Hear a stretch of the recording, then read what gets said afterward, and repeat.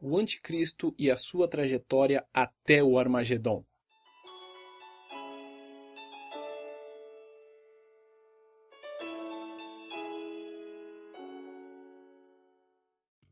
Olá amigos, sejam muito bem-vindos, este é o canal Previsão.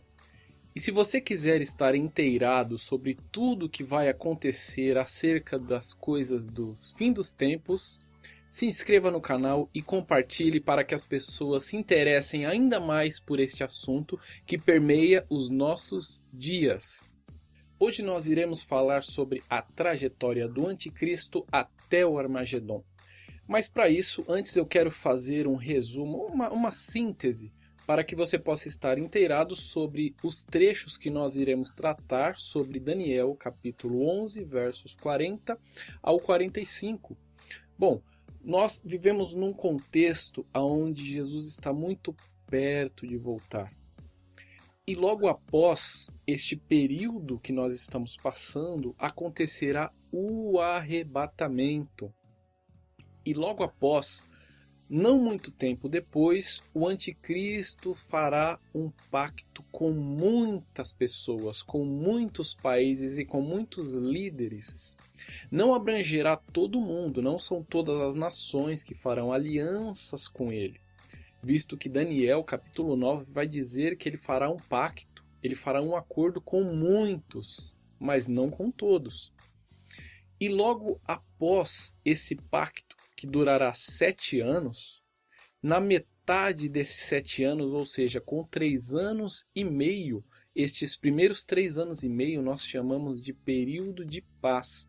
O Anticristo quebrará este pacto e a partir desse momento acontecerá o que eu chamo de a grande tribulação, que também durará 3 anos e meio. E é o que Daniel começa a narrar a partir do verso 40. Veja só o que diz Daniel.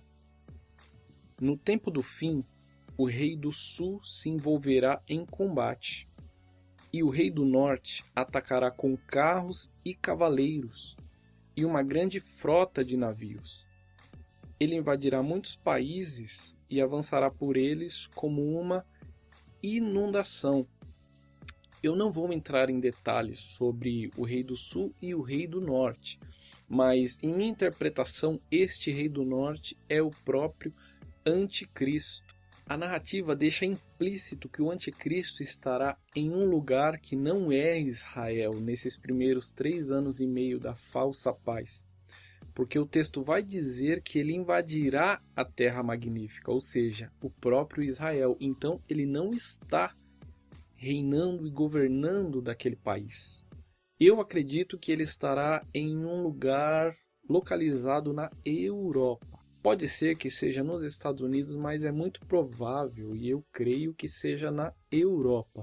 É interessante notar nos profetas, e principalmente em Jeremias, que o inimigo viria do norte. Com o tempo se provou que este inimigo do norte é a Babilônia.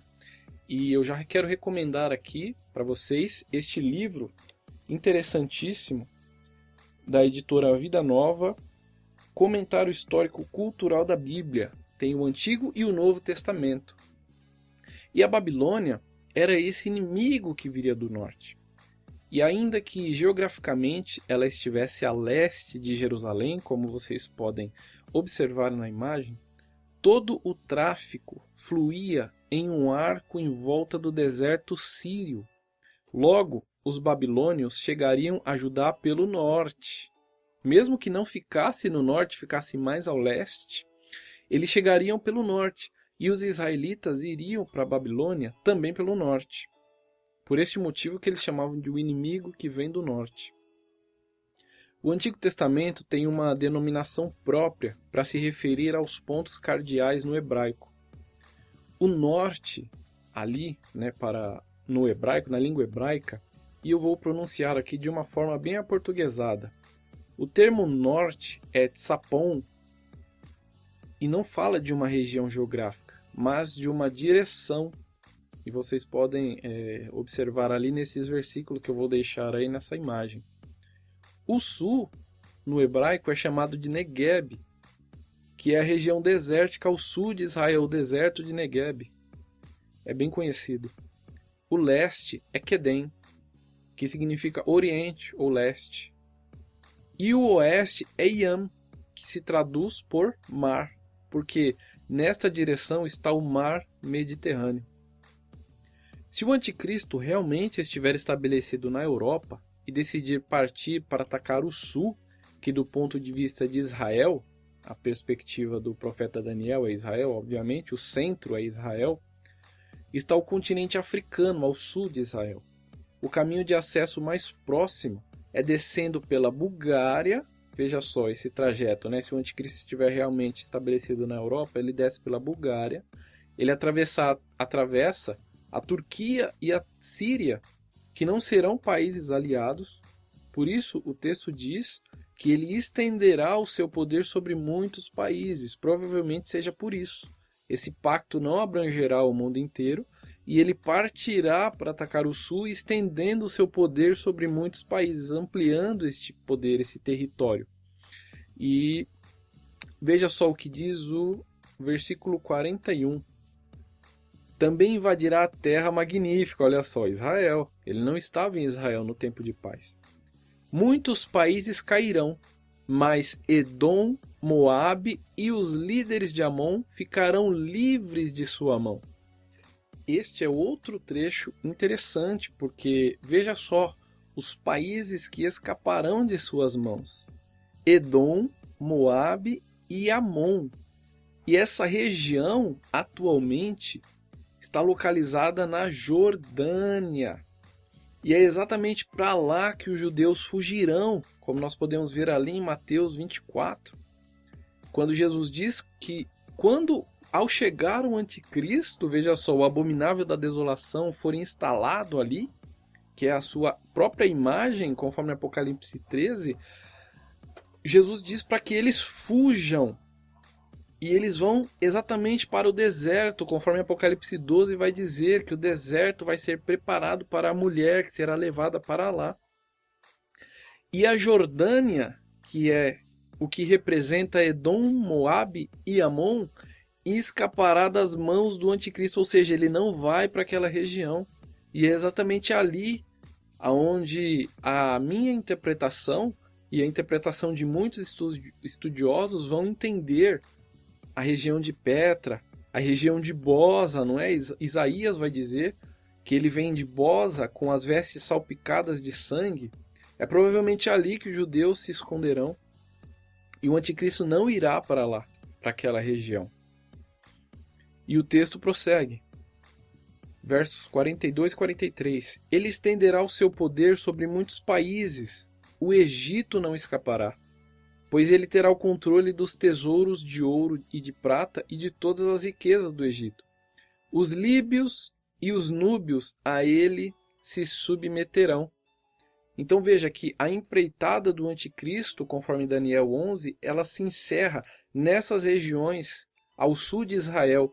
Ele invade Israel e prossegue a sua empreitada, a sua incursão, e ele chega nessas três regiões que o texto vai dizer: Egito, Líbia e Núbia. E atualmente essas regiões abrangem o próprio Egito, a própria Líbia e a região do Sudão, que é vizinha também do Egito e da Líbia, ou como estava denominada ali, né? Egito, Líbia e Núbia. Ou seja, mesmo depois de tentar conquistar um império global, coisa que ele não fará, ele não conseguirá, ele será impedido por algumas nações. Essa é a interpretação daquilo que Daniel continua narrando no verso 44. Mas informações provenientes do leste e do norte o deixarão alarmado. E irado partirá para destruir e aniquilar a muitos. Metade do continente atualmente, o continente africano, veja que interessante, recebe investimentos em infraestrutura por quem? Pela China. No decorrer dessa incursão militar, as notícias serão provindas do leste. Observando ao leste de Israel, indo até o final, nós veremos quem? a própria China. É curioso que dentre esses países, a China está investindo na Etiópia. E aí, voltando um pouco para o continente africano, a Etiópia é uma região que faz fronteira com aqueles países que o anticristo terá invadido: o Sudão, o Egito, a Líbia. Ou seja, talvez os chineses estejam tentando impedir que a besta alcance os seus exércitos que estarão provavelmente ali instalados. Porque Daniel alega que ele terá conquistado até o Sudão, país que está muito próximo de um país chamado Djibouti, que está junto ao Mar Vermelho, e é um ponto que tem essa ligação entre Ásia e África, e onde já existem bases militares chinesas. Olha só como a geopolítica ela vai montando esse quebra-cabeça. A China fica justamente ao leste, sendo que são notícias do leste que alarmam a besta. Portanto, uma possível marcha dos exércitos da China é uma interpretação cabível nesse relato. A leste também estão os países muçulmanos, e atualmente esses territórios que o anticristo invadirá, ou seja, Egito, ali, Líbia e Sudão, eles são islamizados. No Egito, cerca de 94% da população é muçulmana. Na Líbia, 97%.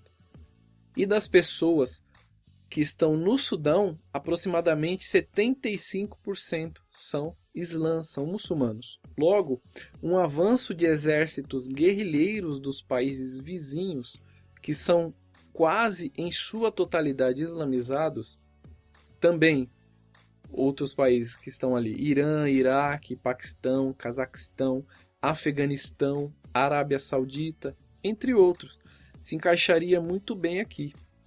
Mas talvez todos estes países unidos numa aliança islâmica, quem sabe, torna-se mais sensato, visto que será uma guerra de proporções globais, conforme relata o livro de Apocalipse, no seu capítulo 16. O texto diz assim: o sexto anjo derramou a sua taça sobre o grande rio Eufrates, e secaram-se as suas águas para que fosse preparado o caminho para os reis que vêm do Oriente. Com certeza são provindos da China, porque estão além do Eufrates, né? O Eufrates ele está ali naquela região mais adiante, um pouco depois de alguns países islamizados. Verso 13. Então vi saírem da boca do dragão, da boca da besta e da boca do falso profeta 3 espíritos imundos semelhantes a rãs. São espíritos de demônios que realizam sinais miraculosos. Eles vão aos reis de todo o mundo, a fim de reuni-los para a grande batalha, para a batalha do grande dia do Deus Todo-Poderoso.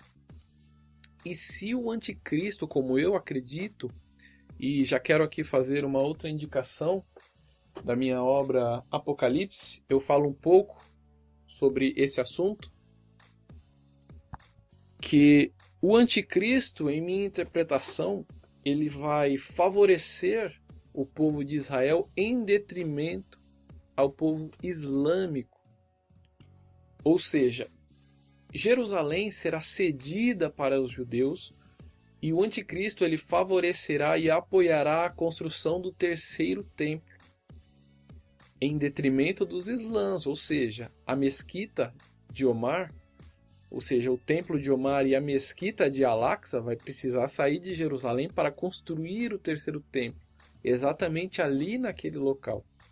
E se isso realmente acontecer, os islãs vão estar furiosos com o anticristo. Mas eles não vão atacar ainda, porque a força do anticristo, a aliança que ele fará, abrangerá países europeus, Estados Unidos, em minha interpretação, e Israel. Portanto, será uma potência bélica acima dos demais. O verso 45 do capítulo 11 continua de Daniel. Armará suas tendas reais entre os mares, no belo Monte Santo. No entanto, ele chegará ao seu fim, e ninguém o socorrerá. Toda a força militar do anticristo volta da África e acampa na região que fica entre os mares, no belo Monte Santo, ou seja, entre o Mar Mediterrâneo e o Mar Morto, conforme a imagem, que é o Mar da Galileia, né, o Mar Morto. Este é o ponto de encontro entre os exércitos do mundo inteiro para a Batalha do Armagedon, ou Harmegido, na região que se estenderá muito além do local onde se acampa o Anticristo, e além de Megido, devido à quantidade de pessoas postas ali. Neste momento, Cristo retorna para destruí-los por completo. Este é apenas um resumo, uma síntese daquilo que eu vou abordar neste livro. Na verdade, aqui só a capa, porque o livro ainda está na gráfica. A Grande Tribulação no Antigo e Novo Testamento, onde eu vou abordar diversos, dezenas, centenas de versículos falando sobre este assunto, a Grande Tribulação, que é um assunto muito atual e nós precisamos estar espertos para não sermos pegos de surpresa, principalmente nesse período de notícias que alarmam e muitas vezes não são aquilo o que ela vem a informar. Muito bem, agradeço por acompanhar esse vídeo e até a próxima!